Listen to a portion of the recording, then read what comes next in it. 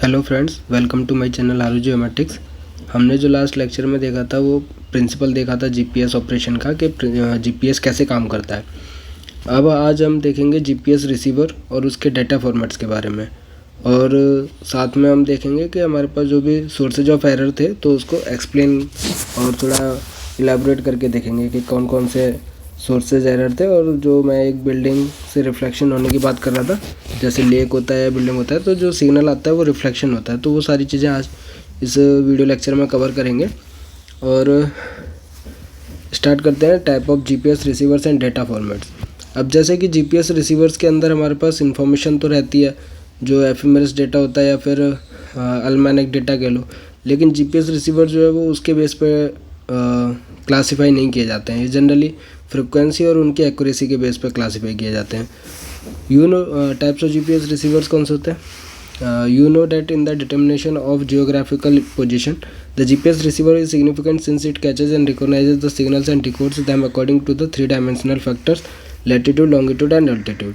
तो GPS receiver से ही हमें 3D पोजीशन मिलती है, और ये हमारे पास जो भी सिग्नल होता है उसको डिकोड करने में हेल्प करता है और डिकोड करके पोजीशन देता है। This special radio receiver returns the output to the user in a usable form. जैसे कि 3D डेटा चाहिए, नेविगेशन चाहिए, या फिर डिस्टेंस निकालना है, बहुत सारी चीज़ें हम जीपीएस से निकाल सकते हैं। तो किस फॉर्म में हमारे पास या किस चीज़ के लिए हम सर्च कर रहे हैं वो उस फॉर्म में डेटा और रिजल्ट दे देता है। It is composed of an antenna. इसके अंदर एक एंटीना होता है। Turn to the satellite frequencies. ये प्रोसेसर होता है। इन मोस्ट कंज्यूमर यूनिट्स है keypad and displayed navigational information to the operator. तो रिसीवर्स के अंदर जनरली एक एंटीना भी होता है, प्रोसेसर भी होता है, और उसके साथ साथ कीपैड वाले और डिस्प्ले वाले भी आते हैं आजकल। आजकल तो टच वाले भी आते हैं जो जीपीएस रिसीवर्स आते हैं। The GPS receivers have been classified on the basis of number of frequencies that receiver can track. तो जो सिग्नल आता है, जो सैटेलाइट जो डिफरेंट फ्रिक्वेंसीज पे काम करती है, तो जो सिग्नल को डिकोड करता है वो डिफरेंट फ्रिक्वेंसीज के बेस पे जीपीएस के रिसीवर्स को क्लासीफाई किया गया है। जैसे सिंगल फ्रिक्वेंसी कोड रिसीवर्स होते हैं, और करियर स्मूथर्ड कोड भी होता है। उसके बाद कोड एंड करियर रिसीवर्स होते हैं, ये सब सिंगल फ्रिक्वेंसी वाले हैं। और साथ में डुअल फ्रिक्वेंसी रिसीवर्स होते हैं। सिंगल फ्रिक्वेंसी मतलब C/A कोड की बात कर रहे हैं, जो हमारे पास एक फ्रिक्वेंसी पे काम करता है, और P कोड जो है हमारे पास दोनों फ्रिक्वेंसी पे काम करता है, L1 और L2 पे। तो जीपीएस रिसीवर जो है डिफरेंट टाइप्स के फ्रिक्वेंसी के बेस पे है, लेकिन हमारे पास मेनली एक्यूरेसी के बेस पे भी हम जीपीएस रिसीवर्स को क्लासीफाई कर सकते हैं, लेवल ऑफ एक्यूरेसी के बेस पे। जैसे C/A कोड रिसीवर्स होते हैं, इनकी जो एक्यूरेसी होती है वो 1 to 5 मीटर होती है, with differential correction with N occupation time of 5 second. मतलब कि हमें 5 सेकेंड तक एक जगह पर रखना पड़ेगा अगर हमें किसी भी पोजीशन की किसी भी लोकेशन की अगर 3D कोऑर्डिनेट्स चाहिए, तो within accuracy of 1 to 5 metre हमें 5 सेकंड तक रखना पड़ेगा। तो C/A कोड रिसीवर्स होते हैं। करियर फेज रिसीवर्स होते हैं। मैंने बताया था कि करियर फेज से भी हम रेंज निकाल सकते थे, जो ज़्यादा एक्यूरेट होता है as compare to the code. तो करियर फेज रिसीवर्स लेंगे तो उसकी एक्यूरेसी ज़्यादा आएगी, क्योंकि हमारे पास करियर फेज से एक्यूरेसी ज़्यादा मिलती है एज़ कम्पेयर टू कोड। तो इसकी एक्यूरेसी जो है वो 10 to 30 सेंटीमीटर है, और यहाँ पर हमारे पास 1 to 5 मीटर है। तो 10 to 30 centimetre GPS position accuracy with differential correction. फिर डुअल फ्रिक्वेंसी रिसीवर्स होते हैं, ये सब सेंटीमीटर्स के अंदर एक्यूरेसी देते हैं। तो हमारे पास जैसे डुअल फ्रिक्वेंसी पी कोड है, तो वो हमारे पास ज़्यादा एक्यूरेट होता है इसीलिए C/A कोड कंपेरिजन में, क्योंकि ये डुअल फ्रिक्वेंसी पे काम करता है हमारे पास। तो ये हमारे पास टाइप्स ऑफ जीपीएस रिसीवर्स हैं। जीपीएस डेटा तो हम लेते हैं, लेकिन डिफरेंट फॉर्मेट्स देख लेते हैं किस किस फॉर्मेट्स में हमारे पास जनरली जीपीएस डेटा मिलता है। जैसे RANX मिलता है, raw GPS static data format है for data processing and archive. NME है standard related to data communication between marine electronic device. ये सब इतना इंपॉर्टेंट नहीं है, लेकिन types of GPS DGPS survey वो इम्पोर्टेंट है। ये डेटा है, आप देख सकते हो एक बार। RANX है, NME है, और ये RTCM-SC 104 है। तो ये आप मेरे नोट्स के में पढ़ भी सकते हो, ये इतना इम्पोर्टेंट नहीं है। फिर हमारे पास है एक्यूरेसी ऑफ जीपीएस। मैंने जैसे DGPS की एक्यूरेसी बताया था, वैसे जीपीएस भी अगर हम नॉर्मली DGPS ना लेके सिंपल जीपीएस की एक्यूरेसी देख रहे हैं, तो वो जनरली 4 to 20 मीटर भी आ सकती है। तो GPS is the best navigation and tracking technology available so far. It demonstrates the accuracy level of within 4 to 20 meters. मतलब कि अगर हम कोई भी GPS रिसीवर किसी भी पॉइंट की 3D पोजीशन दे रहा है तो वो 4 से 20 मीटर के अंदर हो सकता है, इससे बाहर नहीं जाएगा। मतलब कि कहने का है कि 4 से 20 मीटर की एक्यूरेसी उसको मिली हुई है। तो जितना कम ये डेटा रहता है, जैसे 10 to 30 सेंटीमीटर तक, वो ज़्यादा अच्छा माना जाता है। कंफ्यूज नहीं करना है खुद को, सिंपल सी चीज़ के लिए भी हम बार बार सोचते रहते हैं। तो GPS की जो एक्यूरेसी मिलती है 4 to 20 मीटर मिलती है और सो of the actual position of the object being tracked. तो अगर टेबल में देखा जाए तो एक्यूरेसी और GPS टाइप, अगर ऑटोनोमस मतलब नॉर्मली फ़ोन का देखा जाए तो 15 to 100 मीटर की एक्यूरेसी मिलेगी। DGPS अगर यूज़ करते हैं तो 0.5 से 5 मीटर की। RT के real time kinematic float 20 centimetre to 1 metre की एक्यूरेसी। RT के फिक्स्ड वाला यूज़ किया जाए तो 1 सेंटीमीटर से 5 सेंटीमीटर तक की एक्यूरेसी मिल जाती है। तो ये इसके बेस पे एक आध क्वेश्चन पूछा जा सकता है कि DGPS की एक्यूरेसी कितनी है और नॉर्मल की एक्यूरेसी कितनी है। RTK की एक्यूरेसी और ज़्यादा हो जाती है, तो इस पे एक क्वेश्चन बन सकता है अगर। तो ये चीज़ आप देख सकते हो जो टेबल में है। ये standard GPS receiver for civil use offers an accuracy down to a few metres. Civilians के लिए कम एक्यूरेसी मिलती है as compare to the military purpose. More sophisticated GPS receiver providing an accuracy of few centimetres cost several lakhs. अगर हमें accuracy हमें ज़्यादा मिल सकती है, सेलेक्टिव अवेलेबिलिटी जो बताया था, तो अगर वो हटवानी है तो हमें क्या पैसा खर्च करना पड़ता है। तो अगर हमें फ्यू सेंटीमीटर में एक्यूरेसी चाहिए तो हमें लाखों रुपए खर्च करने पड़ेंगे। They are normally use for land survey. The receivers achieve accuracies of approximately 100 metre with the activation of selective availability. The accuracy enhances to approximately 15 meter after the deactivation of selective availability. This depends on the number and position of available satellites. तो हमारे पास अगर बिना पैसे के हम accuracy देख रहे हैं तो 100 मीटर तक मिल जाएगी। अगर और एक्यूरेसी चाहिए मीन्स के सेलेक्टिव अवेलेबिलिटी जो लगा रखी है उसको डीएक्टिवेट करवाना है तो हमें पैसे खर्च करने पड़ेंगे लाखों, और हमें एक्यूरेसी कितने की मिलेगी, 15 मीटर तक की एक्यूरेसी मिल सकती है। ये भी हमारे पास डिपेंड करता है कि हमारे पास जिस पॉइंट की हम लोकेशन देख रहे हैं वहाँ पर कितनी सैटेलाइट्स अवेलेबल हैं। तो सेलेक्टिव अवेलेबिलिटी को हम डीएक्टिवेट भी करवा सकते हैं। उसके बाद हमारे पास sources of error and GPS observation. हमने बेसिक तो लास्ट यूनिट में भी देख लिया था। इस यूनिट में हम थोड़ा अच्छे से देखेंगे। तो हमारे पास जो सोर्सेज ऑफ एरर का मतलब क्या है कि जो एक्यूरेसी है उसमें कुछ ना कुछ एरर आ रहा है। मतलब कि जो पॉइंट की लोकेशन आ रही है वो उस एक्चुअल पॉइंट लोकेशन पे है नहीं, वो वाला पॉइंट वो कहीं ना कहीं या तो मतलब जो भी एरर आ रहा है उसके अंदर वो किसी और पोजीशन पर है, पर इतनी ज़्यादा एरर नहीं होता है कि किलोमीटर्स में जा रहा है, मीटर्स में हो सकता है हमारे पास जो एरर होता है। वो भी कुछ तो हम जानबूझ के ही डालते हैं, जैसे सेलेक्टिव अवेलेबिलिटी ही ले लेते हैं, वो भी हमारे पास जानबूझ के डाला जाता है।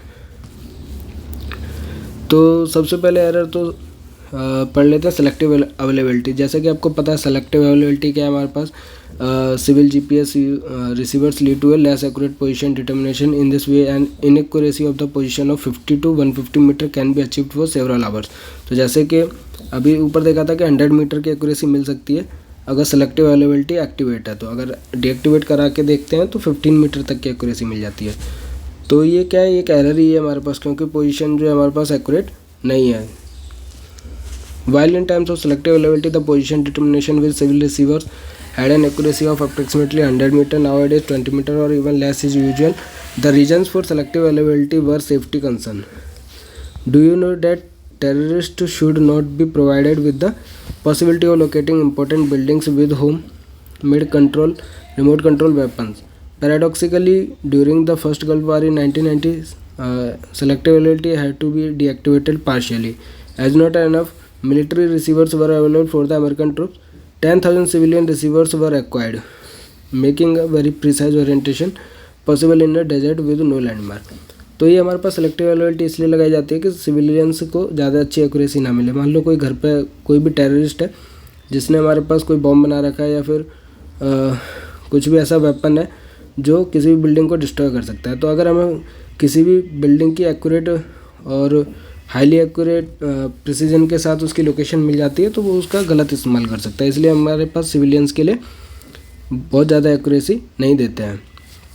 ये सब किसकी वजह से होता है? Selective availability. तो सोर्सेज ऑफ एरर मतलब कि जीपीएस की जो रीडिंग में एरर आ रहा है वो किस किस की वजह से आ रहा है? एक तो सेलेक्टिव अवेलेबिलिटी की आ रहा है, तो हम अपने मेन पॉइंट से हटेंगे नहीं। तो दूसरा जो एरर सोर्सेज है वो है satellite geometry. Let us look at the factor influencing the accuracy of the position determination in the satellite geometry. Simplified satellite geometry describes the position of the satellite to each other from the view of the receiver. If the receiver sees 4 satellites and all are arranged, example in the northwest direction, this lead to a bad geometry. In the worst case, no position determination is possible at all when all distance determination point to the same direction. अब इसको ये एक अच्छा point है satellite की geometry की वजह से जो एरर आता है वो डायग्राम के थ्रू समझते हैं हम। जैसे कि ये डायग्राम है, अगर हमें एक ही पोजीशन निकालनी है तो देखिए एक तो हमारे पास लेफ़्ट साइड है इसके और एक राइट साइड है, तो ये दोनों का जो इंटरसेक्शन होगा वो बहुत अच्छे से होगा। लेकिन अगर ये दोनों सैटेलाइट्स एक ही साइड हुई, या तो लेफ़्ट साइड हुई या राइट साइड हुई, जैसे कि ये क्या हमारे पास जनरली लेफ़्ट साइड ही हैं दोनों, तो इसका रेंज इतना है और ये वाली सैटेलाइट्स का रेंज इतना है। अब इन दोनों का जो क्रॉस हो रहा है ये बहुत ज़्यादा हो रहा है, तो हमें जो स्फीयर्स का क्रॉस हो रहा है वो बहुत ज़्यादा रेंज बना रहा है शेडेड पोर्शन। तो ये जो हम जिसकी पोजीशन निकाल, तो ये जो दोनों सैटेलाइट्स का जो स्फीयर से ओवरलैपिंग हो रही है वो ज़्यादा हो रही है। अब जितना ज़्यादा होगा तो हम इतनी एक्यूरेसी कम होती है, क्योंकि जो हमारे पॉइंट्स का लोकेशन जिसका हम निकाल रहे हैं वो पॉइंट्स इस जो ब्लू शेडेड कलर है वो उसके अंदर भी कहीं पे भी हो सकता है। लेकिन तो ये हमारे पास बैड ज्योमेट्री, ऐसा नहीं होना चाहिए। या तो लेफ़्ट साइड या राइट साइड होगा या फिर नॉर्थ या साउथ साइड होगा तो वो ओके है, लेकिन एक ही साइड रहेगा तो इतना ज़्यादा ओवरलैपिंग होगा तो हमारे पास एक्यूरेसी कम हो जाएगी। जैसे यहाँ पे देखा जाए तो ओवरलैपिंग जो शेडेड रीजन है ब्लू कलर का वो हमारे पास कम है, जितना कम रहेगा उतना ज़्यादा एक्यूरेसी रहेगी, क्योंकि वो उसके बीच में लाई करेगा वो वाला पॉइंट। तो ये वाली जो ज्योमेट्री है वो गुड ज्योमेट्रिकल अलाइनमेंट है। तो हमारे पास सैटेलाइट की ज्योमेट्री पे भी एक्यूरेसी डिपेंड करती है, या सोर्सेज ऑफ एरर भी हमारे पास सैटेलाइट ज्योमेट्री की वजह से भी हो सकता है। अगर हमारे पास थर्ड जो सैटेलाइट्स है अगर नॉर्थ साइड रहेगी वो साउथ साइड रहेगी इस पॉइंट्स के तो ज़्यादा अच्छा रहेगा, क्योंकि इसका सर्कल अगर ऐसे बनता है तो जहाँ पर ये इंटरसेक्ट करेगी वही हमारे पास ए पॉइंट्स की जो जिसकी हमें लोकेशन चाहिए उसकी पोजीशन हमें मिल जाएगी। तो हमारे पास जो सैटेलाइट ज्योमेट्री है वो भी एरर क्रिएट कर सकती है। तो देख लेते हैं। फिर receiver sees 4 satellites and all are arranged example in north west direction, this leads to a bad geometry. In the worst case, no position determination is possible at all when all distance determinations point to the same direction, even if a position is determined. The error of the positions may be up to 100 to 150 meter. If on the other hand the 4 satellites are well distributed, then the determined position will be much more accurate. तो जैसे कि बताया एक ही side रहेगा तो उतनी accuracy नहीं मिलेगी, और एक्यूरेसी तो छोड़ो उसके पॉसिबल भी नहीं है हमारे पास पोजीशन को डिटरमाइन करना। Let us assume the satellites are positioned in the north, east, south and west in 90 degree steps. तो मान लो अगर चारों satellites north, east, south, west चारों डायरेक्शन में है, the distances can be measured in 4 different direction reflecting good satellite geometry. तो ये हमारे पास बहुत ही ज़्यादा अच्छी सैटेलाइट ज्योमेट्री रहेगी और उससे एक्यूरेसी भी बहुत अच्छी आएगी। जैसे कि फिगर में आपने समझा होगा कि where the 2 satellites are in an advantages position from the view of the receiver, they can be seen in an angle of approximately 90 degree to each other. The possible positions are marked by the gray circle. The point of intersection A of the 2 circles is rather small and the determined position will be rather accurate. तो जितना ज़्यादा हमारे पास उन दोनों का intersection या फिर blue colour का जो ओवरलैपिंग था दोनों स्फीयर्स का, जितना छोटा बनेगा उतना ज़्यादा एक्यूरेसी मिलेगी हमारे पास। तो आपने समझ ही लिया है, आप पढ़ लेना। अगले देख लेते हैं। If the satellites are more और less positioned in one line from the view of the receiver, the plane of intersection of all the possible positions is considerably larger and elongated and thus the determination of the position is less accurate. तो हमारे पास ये अच्छी accuracy देगा, और जितना ज़्यादा ये हमारे पास ओवरलैपिंग ब्लू कलर का बनेगा उतनी कम एक्यूरेसी मिलेगी हमारे पास। तो हमारे पास सैटेलाइट ज्योमेट्री भी सोर्सेज ऑफ एरर क्रिएट करती है। उसके बाद हमारे पास थर्ड चीज़ है सैटेलाइट ऑर्बिट्स। सैटेलाइट ऑर्बिट्स की वजह से भी एरर आ सकता है।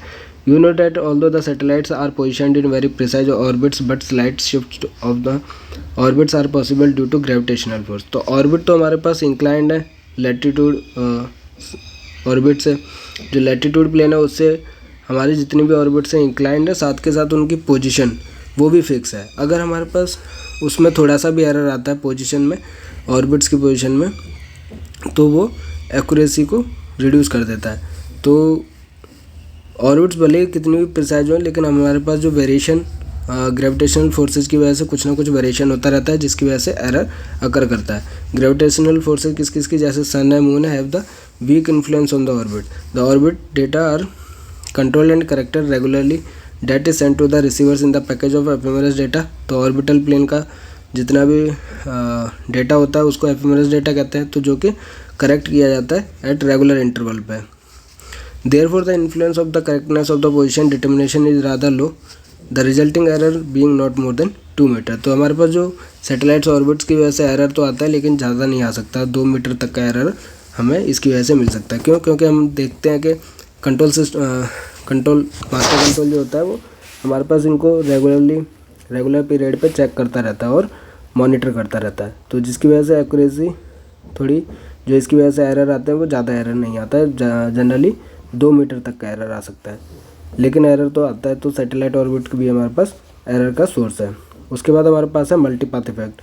मल्टीपाथ इफेक्ट हमने पहले भी पढ़ा था। The multipath effect is caused by the reflection of satellite signals radio waves on the objects. It was the same effect that caused ghost images on television when antenna on the roof were still more common instead of today's satellite dishes. तो जब पहले मल्टीपाथ effect क्या है कि हमारे पास signal जो भी आते हैं सैटेलाइट से रिसीवर के लिए, वो हमारे पास बिल्डिंग हो या फिर लेक वगैरह हो, तो बिल्डिंग की वजह से क्या है रिफ्लेक्शन होने लगता है। तो रिफ्लेक्शन होने लगता है तो हमारे पास सही से रिसीवर जो है एक्यूरेट डेटा नहीं ले पाता है। जब एक्यूरेट डेटा नहीं ले पाता है तो हमारे पास पोजीशन भी अच्छे से नहीं मिल पाती है। तो रिफ्लेक्शन की वजह से जो सैटेलाइट सिग्नल्स का रिफ्लेक्शन होता है उसको मल्टीपाथ इफेक्ट कहते हैं। इसका एक डायग्राम है। जैसे ये डायग्राम देखा जाए तो ये 2 बिल्डिंग्स हैं जो कि रिफ्लेक्ट कर रही हैं। जो सिग्नल आ रहा है हमारे पास, वैसे पहुंचना तो रेड कलर वाला चाहिए था, लेकिन रेड कलर वाला नहीं पहुंच रहा है हमारे पास। एक है ब्लू कलर की वजह से ये जो सिग्नल्स है रेड कलर वाला पहुंच नहीं रहा है, मतलब कि डायरेक्टली नहीं पहुंच रहा है। उसके अलावा साथ के साथ ये ब्लू कलर वाला रिफ्लेक्ट होने के बाद भी ये सिग्नल तक पहुंच रहा है, रिसीवर तक ये वाले ब्लू कलर वाले सिग्नल्स भी पहुंच रहे हैं। तो हमारे पास अगर रेड से हमारे पास डेटा मिलता तो एक्यूरेट मिलता, लेकिन हमारे पास साथ के साथ ये रिफ्लेक्टेड भी रिसीवर तक पहुंच रहे हैं। तो मल्टीपाथ इफेक्ट कहलाता है ये वाला। For GPS signal this effect mainly appears in the neighbourhood of large buildings और other elevation. The reflected signal takes more time to reach the receiver than the direct signal. The resulting error typically lies in the range of few metres. तो हमारे पास ये जो reflected signals की वजह से error आता है वो फ्यू मीटर्स तक आता है। मतलब कि एरर तो आता है मल्टीपाथ इफेक्ट की वजह से, लेकिन वो भी कुछ मीटर्स तक एरर क्रिएट कर देता है हमारे पास। तो इसको मल्टीपाथ इफेक्ट कहते हैं। ये जनरली किसकी वजह से होता है, जैसे आसपास बहुत बड़ी बिल्डिंग्स होती हैं तो रिफ्लेक्शन होता है सिग्नल्स का और वो रिसीवर्स तक पहुंचता है, जिसकी वजह से नॉइज़ क्रिएट होता है और एरर आ जाता है। Interference caused by the reflection of the signal. उसके बाद हमारे पास फिफ्थ है एटमॉस्फेरिक इफेक्ट्स की वजह से एरर्स आ सकता है जीपीएस डेटा में। You will find that another source of inaccuracy that is reduced speed of the propagation of the radio signals in the troposphere and ionosphere. तो जो सिग्नल होता है वो हमारे पास एटमॉस्फेयर की लेयर से ट्रैवल करता है, जिसके अंदर ट्रोपोस्फेयर है, आयनोस्फेयर है। तो हमारे पास जो स्पीड आती है, मीन्स जो भी सिग्नल है रेडियो वेव्स मानते स्पीड ऑफ लाइट से ट्रैवल करते हैं, तो उसकी कुछ स्पीड कम हो जाती है। अब स्पीड कम हो जाती है तो जो डिस्टेंस हम कैलकुलेट करते थे स्पीड इनटू टाइम, उसमें एरर आ जाता है। तो जिसकी वजह से हमारे पास जो पोजीशन कैलकुलेट करते हैं किसी पॉइंट की, उसमें भी एरर आ जाता है। तो एटमॉस्फेरिक इफेक्ट्स क्या करता है, स्पीड को कम कर देता है जो भी रेडियो सिग्नल्स होते हैं। While radio signal travel with the velocity of light in the outer space, their propagation in the ionosphere and troposphere is slower. In the ionosphere, at the height range of 80 to 400 km, large number of electrons, positively charged ions, are formed by the ionizing force of the sun. Ionosphere में ions होते हैं जिसकी वजह से affect होता है speed of radio signals. The electrons and ions are concentrated in the 4 concentric layers in the ionosphere. These layers reflect the electromagnetic waves from the satellites, resulting in an elongated run time of the signal. These errors are mostly corrected by the receiver through calculations. तो atmospheric effects जो होते हैं वो mainly ionosphere की वजह से होता है. आयनोस्फेयर के अंदर इलेक्ट्रॉन होते हैं और पॉजिटिवली चार्ज आयंस होते हैं जो कि हमारे पास क्या करते हैं, इलेक्ट्रोमैग्नेटिक वेव्स जो होती हैं उनकी जो रन टाइम होता है सिग्नल्स का, मीन्स स्पीड को कम कर देते हैं, टाइम बढ़ा देते हैं. सैटेलाइट से जो रिसीवर तक जो सिग्नल पहुंचता है वो हमारे पास उसको टाइम ज़्यादा लग जाता है क्योंकि स्लोअर कर देते हैं, तो जिसकी वजह से एरर क्रिएट होता है. तो एटमॉस्फेरिक इफेक्ट्स की वजह से भी एरर जीपीएस डेटा में आता है. फिर हमारे पास 6th चीज़ है clock inaccuracies and rounding errors. तो क्लॉक इनएक्यूरेसी, जैसे कि हम कोशिश तो करते हैं कि सैटेलाइट्स में जो है बहुत प्रिसाइज क्लॉक्स यूज करते हैं हम. Despite the synchronization of the receiver clock with the satellite time during the position determination, the remaining inaccuracy of the time still needs to an error of about 2 metre in the position determination. Rounding and calculating errors of the receiver sum up to approximately 1 metre, approximately to 1 metre. तो हम क्या है, receivers और जो satellites का time होता है, जो क्लॉक्स होते हैं, उनको सिंक्रोनाइज करने की कोशिश करते हैं. लेकिन अगर कितनी भी हम कोशिश कर लें कुछ ना कुछ एरर रह जाता है, तो जिसकी वजह से अप्रोक्सीमेटली 2 मीटर तक का हमें एरर देखने के लिए मिलता है. लेकिन अगर हम बार बार राउंडिंग और कैलकुलेशन करते हैं तो उसमें 1 मीटर तक की एक्यूरेसी हम ला सकते हैं. मतलब कि इसकी वजह से जो एरर हो सकता है वो 1 मीटर तक का आ सकता है. तो क्लॉक इनएक्यूरेसी और राउंडिंग एरर्स की वजह से भी जीपीएस का जो डेटा है हमारे पास पोजीशन है किसी पॉइंट की, उसकी वजह से एरर आ सकता है. फिर है रिलेटिविस्टिक इफेक्ट्स. रिलेटिविस्टिक इफेक्ट्स क्या होता है? As you have already learn that the time is a relevant factor in GPS navigation and must be accurate to 20 to 30 nanoseconds to ensure the necessary accuracy. Therefore, the fast movement of the satellite themselves, nearly 12,000 km/h, must be considered. If you have dealt with the theory of relativity, you must know that the time runs slower during your very fast movements. तो relativistic theory of relativity से related है. हमें पता है कि जो accuracy होती है सैटेलाइट्स की क्लॉक्स की वो 20 to 30 नैनोसेकंड्स तक होती है. लेकिन देखा है कि हमारे पास जो सैटेलाइट्स हैं ऑर्बिट्स में मूव करती रहती हैं. अब मूव करती हैं जनरली 12,000 km/h तक करती हैं. तो जितनी ज़्यादा फास्ट वो मूव करती हैं टाइम में उतना चेंज हो जाता है. तो इसका जो सिंक्रोनाइजेशन करता है उसमें कुछ ना कुछ एरर रह ही जाता है. For satellite moving with the speed of 3874 metre per second, clocks run slower when viewed from the earth. This relativistic time dilation leads to an inaccuracy of approximately 7.2 microseconds per day. There is another relative effect. तो ये जो movement की वजह से जो 7.2 microsecond per day का error आ रहा है वो मास्टर कंट्रोल कोशिश करता है कि सही हो जाए, उसको डेली का डेली मॉनिटर करके उसको एक्यूरेट करता है. लेकिन कुछ ना कुछ एरर उसमें रह ही जाता है. तो मीन्स जो टाइम डिफरेंस रहता है रिसीवर्स का और सैटेलाइट का ट्रांसमिटेंस टाइम और रिसीवर्स का जो उसके पहुंचने तक का टाइम है, उन दोनों का जो टाइम डिफरेंस रहता है उसमें एरर आ जाता है, जिसकी वजह से पोजीशन में भी एरर आता है. तो ये रिलेटिविस्टिक इफेक्ट होता है, थ्योरी ऑफ रिलेटिविटी से रिलेटेड है. There is another relativistic effect which is not considered for routine position determination by the GPS called Sagnac effect. This the influence of this effect is very small and complicated to be calculated as it depends on the directions of the movement. Therefore, it is only considered in the special cases. तो एक सैगनैक effect भी होता है कि जो orbits होते हैं हमारे पास वो इंक्लाइंड होते हैं इक्वेटोरियल प्लेन से, लेकिन उसकी जो मूवमेंट होती है और जो डायरेक्शन होती है उसकी वजह से भी एक इफेक्ट आता है सैगनैक इफेक्ट. लेकिन इतना ज़्यादा एरर नहीं आता तो हम इसको नेगलेक्ट करके एक्यूरेसी बता देते हैं. लेकिन अगर हमें बहुत ज़्यादा एक्यूरेट पोजीशन चाहिए होती है तो ये वाला इफेक्ट भी सैगनैक इफेक्ट भी कंसिडर करना पड़ता है. अब हमारे पास एरर्स की वजह से कितनी ज़्यादा मीन्स डिफरेंट इफेक्ट्स की वजह से कितना ज़्यादा एरर आ सकता है. आयनोस्फेरिक इफेक्ट्स की वजह से ±5 मीटर का एरर आ सकता है. ये एरर्स है और ये हमारे पास सोर्स है, सोर्सेज और एरर्स. आयनोस्फेरिक इफेक्ट्स की वजह से ±5 metre, shifts in the satellite orbits की वजह से 2.5 metre, clock errors of the satellite clock की वजह से 2 मीटर तक का, मल्टीपार्ट इफेक्ट का 1 मीटर तक का, ट्रोपोस्फेरिक का 0.5 metre, calculation and rounding errors 1 metre. ये सब हमने डिटेल में पहले पढ़ लिया है। अब उसके बाद इस चैप्टर की थोड़ी समरी देखें, जिससे कि ऊपर का जितना भी हमने लास्ट लेक्चर और इसमें देखा है तो वो पूरा समरी है इसकी। GNSS is a space based radio positioning system that includes one or more satellite constellations augmented as necessary to support the intended operation. This provides 24 three-dimensional position, velocity and time information to suitably equip the users anywhere on or near the earth surface of the earth.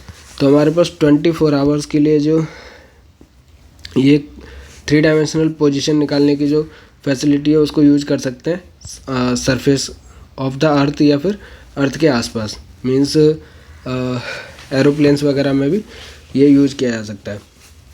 तो इससे क्या है, position निकाल सकते हैं, velocity, time information हम use कर सकते हैं GNSS से। It is a generic term covering the number of existing and plan constellation of satellite together with supporting infrastructural systems use for determining position across the globe. तो ये हमारे पास GNSS के बारे में हम पढ़ रहे हैं, ना कि GPS के बारे में। तो GNSS के अंदर भी हमारे पास GPS आता है, ग्लोनास, गैलीलियो, तो ये पूरे ग्लोबल रेंज के लिए फैला हुआ है। तो जिससे कि हमारे पास पोजीशन भी और कॉन्स्टलेशन सिस्टम भी कई सारे डेवलप हो गए। तो GNSS जो है आजकल बहुत ज़्यादा यूजफुल है हमारे पास मॉडर्न टेक्नोलॉजी के अंदर।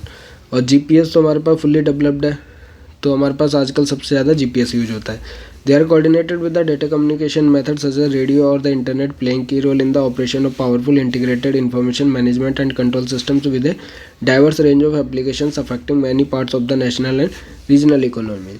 तो ये ऊपर है कि पूरा ग्लोबल में कैसे GNSS हेल्प करता है हमारे पास इकोनॉमिकली, और हमारे पास